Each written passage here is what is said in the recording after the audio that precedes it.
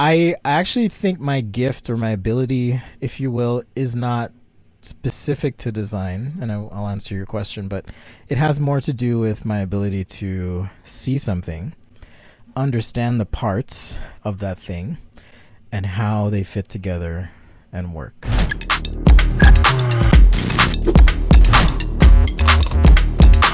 Welcome everyone. Today we have Spencer Nugent. And I think he goes without any introduction, but Spencer, if you want to say a little bit about you and what you do and who you are, it would be great. Yeah, well, thank you, Daniela. I wouldn't say I go without needing an introduction. I think it's been interesting in my career and experience as a designer. Some people know who I am and some people have no idea who I am, so it's all good. I'm actually a Jamaican-born designer based in Salt Lake City, Utah. I'm an independent creator. I'm constantly making things, sketching things, teaching, consulting. And my background actually, as far as education goes, is somewhat based in hard sciences. So I studied physics, math, computer science for some time. And it's interesting to think back to that time of my life because I remember distinctly as a math major specifically visualizing all my problems. I would sketch, scribble, draw things to try and understand. And even in my later years, I'm realizing that I'm not what I would consider to be a visual thinker. Let me explain. I don't conceptualize things entirely in my head and magically put them down on a piece of paper. I have to work with the medium to kind of feel out my design intent, aesthetically or functionally, that kind of thing. So yeah, that's been an interesting part of my development as a designer. But let me get back to some of the earlier days. So went to school, studied industrial design eventually, made that change, started my career in San Francisco, kind of in the design consulting industry, tied to tech with Astro Studios, did that for a while. And then the recession happened in 2008. I don't know if you remember that time or where you were. Everyone was freaking out about the pandemic recession, and I was like, I've been through this before. So the recession happened, lost my job, and a friend of mine from college and myself, we started our own design studio. And that was a great experience in a lot of ways. It was terrifying. We're both younger than I am now, obviously, but young fathers, had partners and children, a lot of responsibility, so it was a big deal for us to kind of jump off and say we're going to do our own thing 2 years out of school. But we did, and learned a lot, had a lot of great experiences.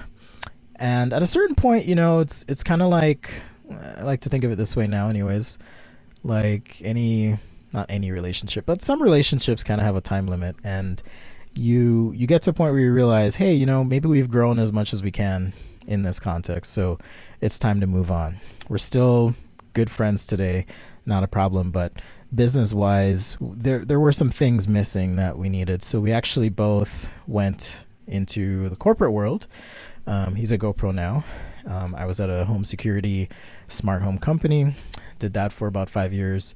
And in 2019, before I knew the world would be on fire with COVID, I quit my job. I was like, I'm going to go do my own thing and figure this out. So that was September 2019. By November, I saw, okay, something's going on here. I don't know how this is going to go. And that was the beginning of the pandemic. So that's a little bit about myself. So now I work out of my home, built this studio for myself, constantly creating, experimenting, trying new things, everything from making music to videos to 3D printing, laser cutting, woodworking, welding, all sorts of stuff. So yeah, it's good to be here. Nice. So you have is it a workshop? I have, it's really a garage, but my garage has become my workshop. I also have my studio here that I'm doing this interview in, and it's kind of my 3D printing prototyping space as well, in addition to sketching and some of my video production stuff. So can I go and live at your house, please? Yeah. Totally. We've got room. It's a small house, but We've got room. We has everything. Yeah, I've always, I think that's my dream, eventually to have all of that and be able to just make. Yeah, I've always wanted the toys, and by toys I mean tools, to just make my ideas real, no matter what, whether that's, you know, having a few hundred markers behind me so I can do my sketches, or having a decent computer to allow me to 3D model and do video stuff, or acquiring 3D printers to start prototyping more. So that's just an investment I decided to make over the years, and I'm glad I have. It's really fun. It's satisfying. Yeah. And so you said something really interesting, that you don't, like, people think that you solve all of your ideas in your head, but in reality you have to work with the medium to get them out. I feel that that's how usually creativity happens, right? Like, you don't have everything solved here. You somehow need to go into it's been an interesting period, I would say, this year in particular, just talking with friends, colleagues, other creative people, and recognizing that I see things differently than everyone else. I guess that's perhaps a universal truth about life. We all have our own lived experience. We all see things differently, but quite literally, I struggle to visualize with precision in my head. And I think that's actually what's helped me be good at making things, be good at sketching things, because there's a lot of dialogue that happens in that process. I might imagine something and I think it's going to work a certain way, but it's not until I get on paper that, okay, I'm starting to figure out a little bit. And then when I get into the prototyping phase, I can go, okay, cool, this is working the way I thought it was, and even looking the way it was. But I have spoken with some creative friends who have said, yeah, I imagine in color, I visualize in color, I dream in color. I see it before I do it. I'm not that way. Not at all. Yeah, I would say I'm not that way either. There's actually a term for it, aphantasia, the inability to visualize things in your head. And, in my little research that I've done, it's not so much a binary thing, meaning, okay, either you imagine things or you don't. I struggle to. I'm definitely not at a 0. I can feel things. I can perceive fuzzy images at times, but I don't dream vividly. I don't have these grandiose, vivid things in my head. I have a friend who I was talking with, and she said, yeah, when I dream, when I think, it's like wearing a VR headset. And I was chatting with her, and she told me the other day, she's like, yeah, I tried out VR, and that is exactly like my dreams. That blew my mind, because I remember the first time I tried VR, I was using an HTC Vive at the time, and playing around with a Google Sketch app, and I think there was like a little staging area that you are presented with when you put on the headset, and my mind was blown, right? Because it's like this intense sensory experience that you have when you put on a headset. But the reason I'm sharing this is when I took the headset off, I felt depressed. I was like, man, why isn't reality so cool? And for this friend, that's just how she thinks. That's how she dreams. To me, that's an amazing thing to even consider. So it's not one of those things that I can necessarily do in my head. Yeah. Yeah, well, I mean, it's interesting that you're saying that, because, I mean, Gravity Sketch is based out of the inspiration. I don't know if you know Howard Gardner's theory of multiple intelligences. I don't. So he says that he's a psychologist that says that we all have 9 different intelligences. So mathematic and logic, linguistic, kinesthetic, spatial, among some others. And that we develop some more than others, depending on who we are when we're born or what do we get exposed to when we're growing up.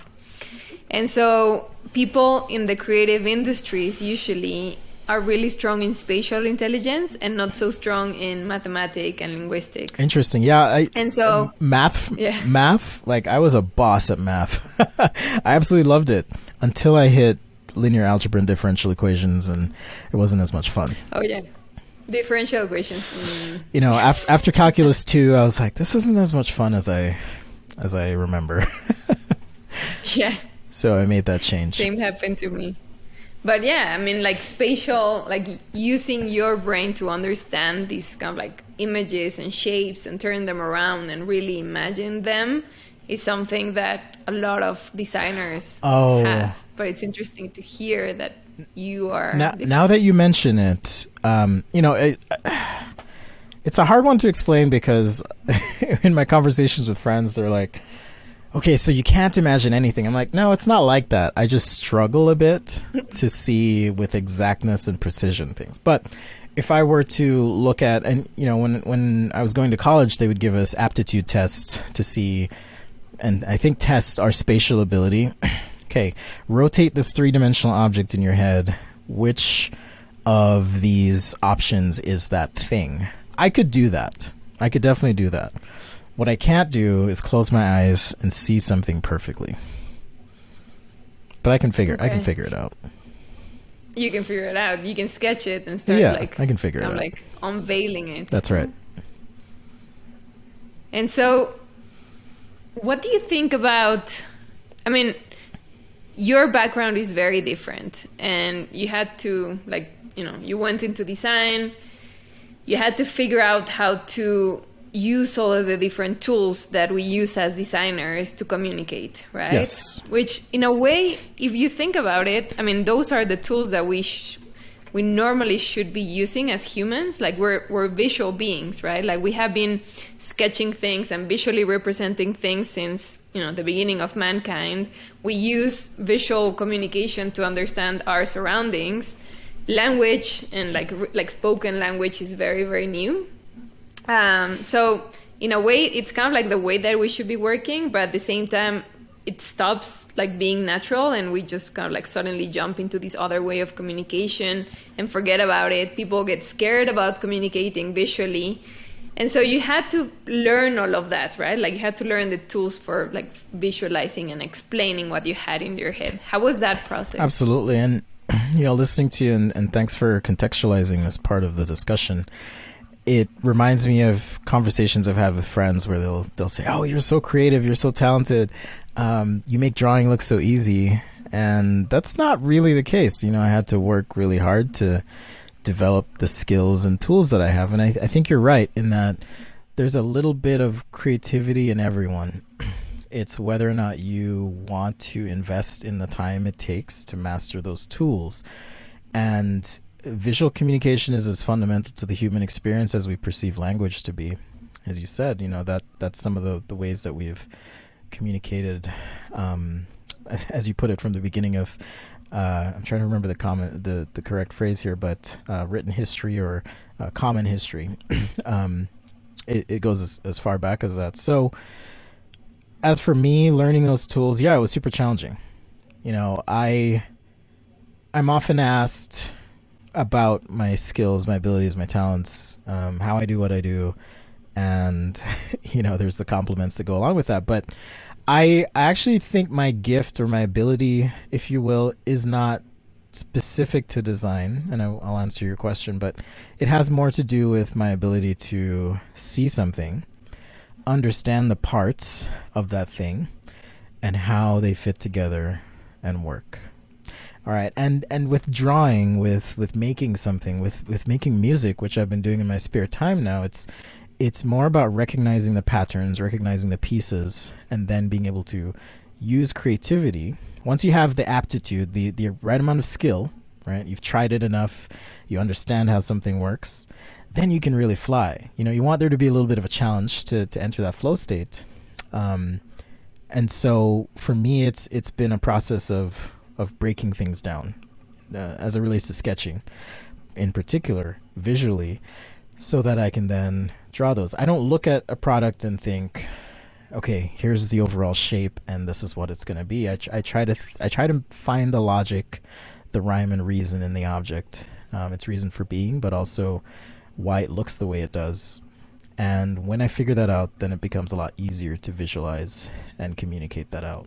And I guess you have been creating this library of shapes in your head and somehow like the connection between your hands and your eyes and just understanding how you create those, right? Yeah. And now it's very Yeah, natural. that's a really good way of putting it. I do a lot of workshops. I've traveled the world presenting to large companies, huge crowds, and small intimate gatherings as well. And one of the things I teach is that sketching or any sort of visual output is really just another language. It's just another means of communicating. And if you draw that comparison, and you use the word library, if you draw that comparison, it's really a matter of familiarizing yourself with symbolic representations of reality and figuring out a way to package and present that to another person.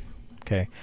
As we were kind of talking about before the show, working in a two-dimensional medium has its challenges, right? And perspective drawing is one of those ways that we interpret reality in a two-dimensional medium, okay? Or being able to be immersed in a 3D environment gives us an added level of, I would say, fidelity and ability to communicate the design intent of something that we may not have otherwise. But it's really about having that library and saying, okay, if I draw this line a certain way, or if I use this shape a certain way, if I transform this object, if I intersect it, then I will get, whatever it is I want to communicate.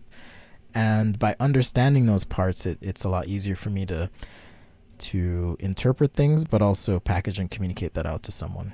I think that's key. I mean, sketching, not only sketching, right? Like just representing your ideas in some way, whichever way you decide, like if you want to be making a model out of it or like sketching it. Sometimes it's just for you, right? It's still communication, right? You're communicating to yourself, to your brain. Like, I have something, I don't know exactly what it is. I'm just going to start making it, and then it will inform back to my brain.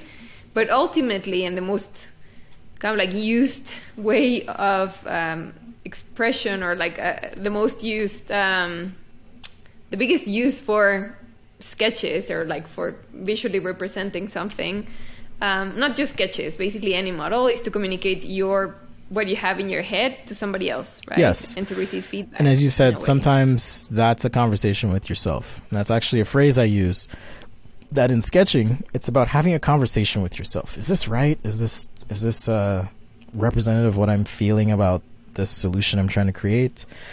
And you can ask yourself those questions in the process. There's different types of prototypes in a physical sense. There's different ways that I model in CAD programs. If I'm doing something for purely visualization purposes and my objective is to quickly communicate that, I'm going to go about modeling that object a totally different way than if I knew I need to prototype this 3 times versus, hey, this is going into production even. And it's the same with sketching. Sometimes it's a scribble to just say, hey, Spencer, let's check our gut here and see if this works. Sometimes it's a technical sketch to explain to a stakeholder in the design process to say, hey, here's what I'm thinking. So the level of fidelity might be a bit different. And other times it might be presenting to an executive or a client, where you do have to have a reasonable degree of finish to that sketch to then present it.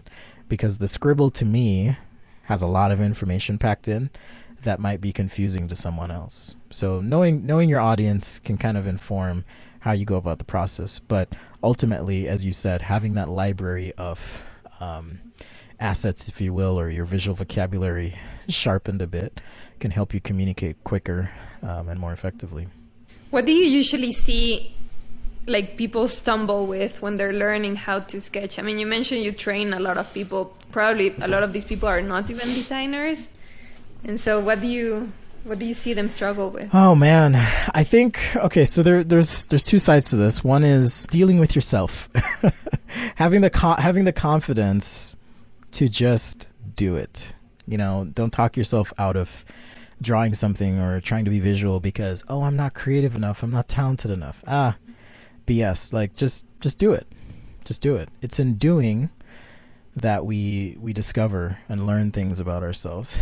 And the other side of it, so there's a psychological component, right, where there's maybe a fear of judgment or fear of assessment or fear, just fear in general about actually putting out something visual. And then there's the I think perceptual gap in terms of understanding what I'm seeing in reality right? Even though we have our own lived experience, but a table is a table is a table, right? As we see something, how do we then translate that into a 2D medium? How do I move my arm so that I get the line at the right angle, so this doesn't look weird? Okay. So I would say, and that is to say, in a roundabout way, perspective is one of those things that is incredibly challenging for people to, one, grasp, and two, represent on paper. But there's also just the fear of being visual at the risk of maybe not getting it right or feeling judged, or just that your stuff isn't good enough. Yeah, I mean, we hear that a lot, right? And I think it's, it comes from, at some point in our lives, we get told, I mean, we all sketch when we're little. We all sketch and like we don't care. And at some point they tell us, you know what, you're not that good. You shouldn't be doing it. Just stop. And then we're all scared of doing it. Well, not all. That's a good point. I have 2 boys. I'm a single parent. And I try to make space for them to be their best selves in whatever way that looks. And one of them is, I would say, expresses more aptitude for the visual communication side of things than the other. And I've noticed how one of my sons can hesitate a little bit, but I think it's because of external judgment. Because before, he used to love doing it and do it all the time. Then he kind of slowed down. Then he started up again. And it's been really interesting to observe kind of that ebb and flow. But I think it has to do with, and he's even said this to himself, oh, I'm not that good. And I look at his drawings, I'm like, that is really great for your age. Keep it up. Yeah. Well, I'm glad that you're doing this with your kids. I'm trying. More parents should be doing it. I'm trying. Yeah. And I mean, in a way, without sounding like a commercial of Gravity Sketch, but we're trying to enable people to not have to think too much about those laws of perspective, right? Because they are hard to master. And so how do you sketch without having to master those? I think you still need to understand the world and still need to create that library of how to represent things or how to bring those ideas out. Only that instead of doing it through 2D, you're doing it through 3D. But in a way, I think the exercise is the same. You still need to understand the world, right? You still need to know how the shapes Absolutely. work. One of the other big things I teach people in my workshops, it's just as much as you're drawing, it's important to keep observing things. I still learn things. I'll be out on a walk, looking at a tree, and then I notice the tree is reflecting into a car, and I sit there and I observe the geometry, quite literally, of how that reflection bends and is shaped in that shiny surface. And in doing so, in opening my eyes, it actually makes me draw better because I'm observing. So that's one example of, reflectivity of surfaces and doing renderings, things like that. But even simple drawing, where if you just stand in the middle of a street, don't get hit by a car, and just take a minute to take it all in, you'll see the horizon line. You'll see those buildings recede in the distance. You'll start to understand what it is the person's teaching you about with regards to perspective, because you start observing. And you have to connect, I think, what we see and the concepts that we've been taught to really begin to master those techniques and ability to visualize. So what's interesting about Gravity Sketch and apps that attempt to, I think, close the gap on what we perceive and what we're used to. We live in a 3-dimensional world.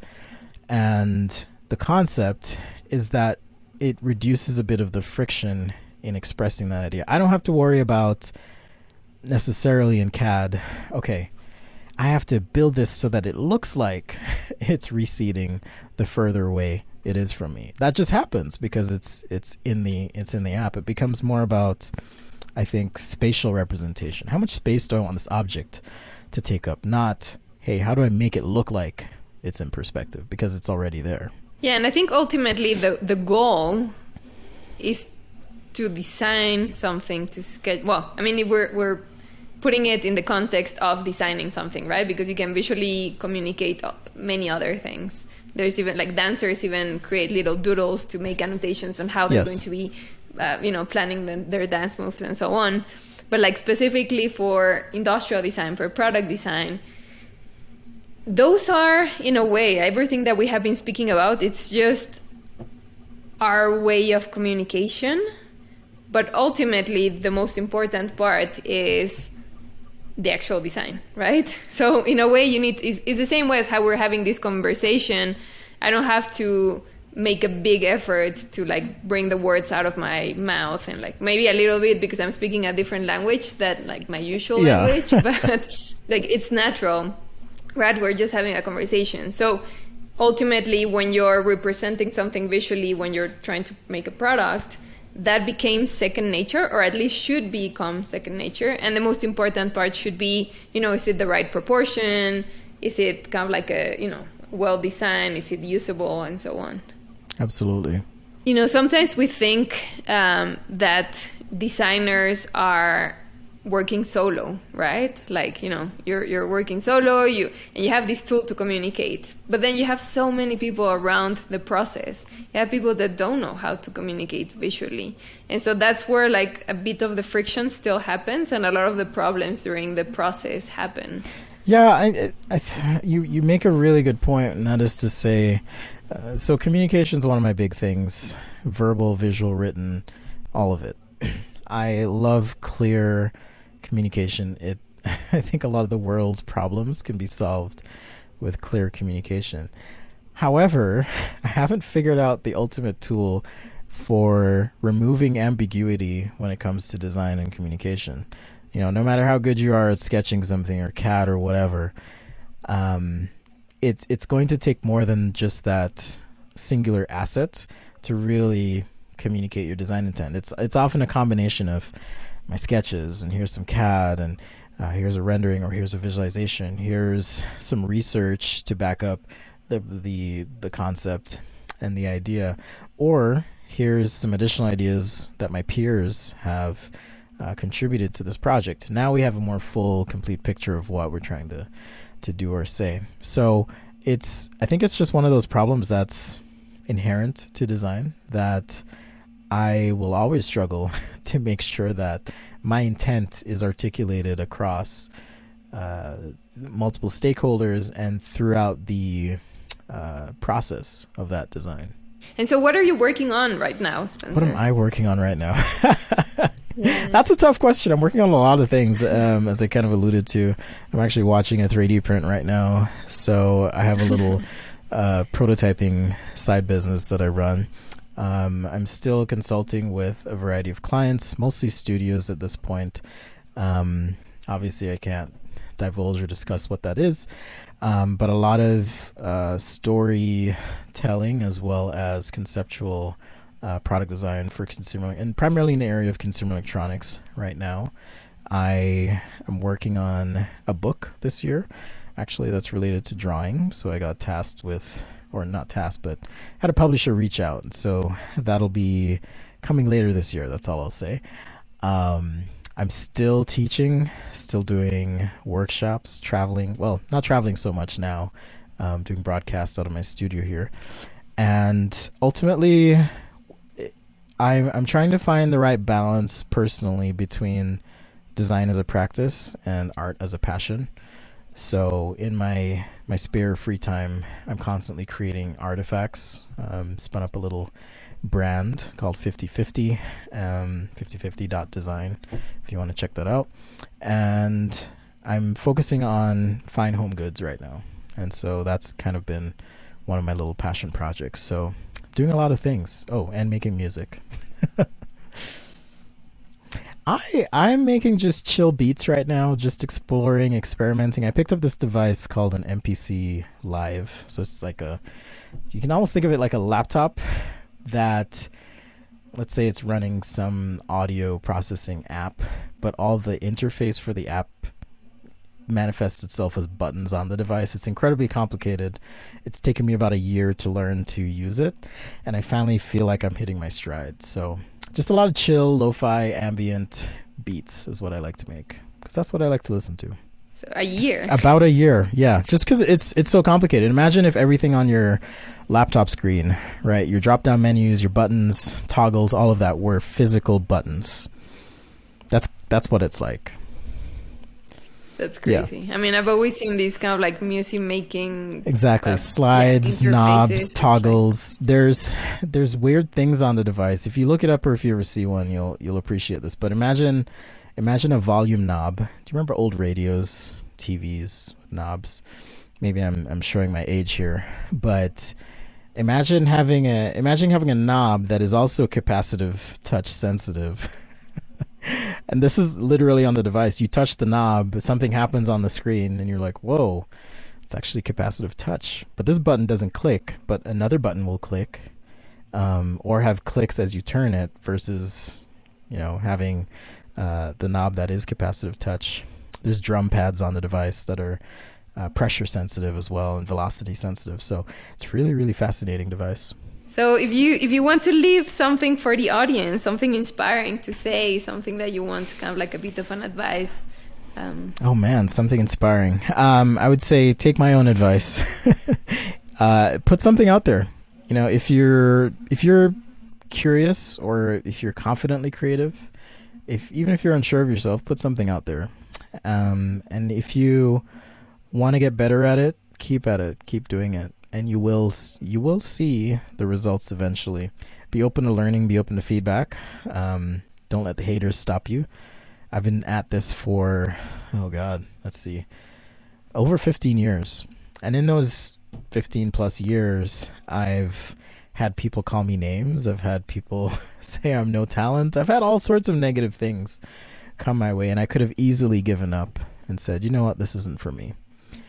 But much like the Gravity Sketch team, and when you start something out, if you believe in that idea and you commit to it, good things can happen. Okay, so I would say believe in yourself, and don't give up, and don't let the haters get you down. Nice one. All right, listen to Spencer. He's right. That's right. It's usually easier to say than to do it, but it is. Yeah. It is. Yeah. All right. Well, thanks, Spencer. Well, thank you.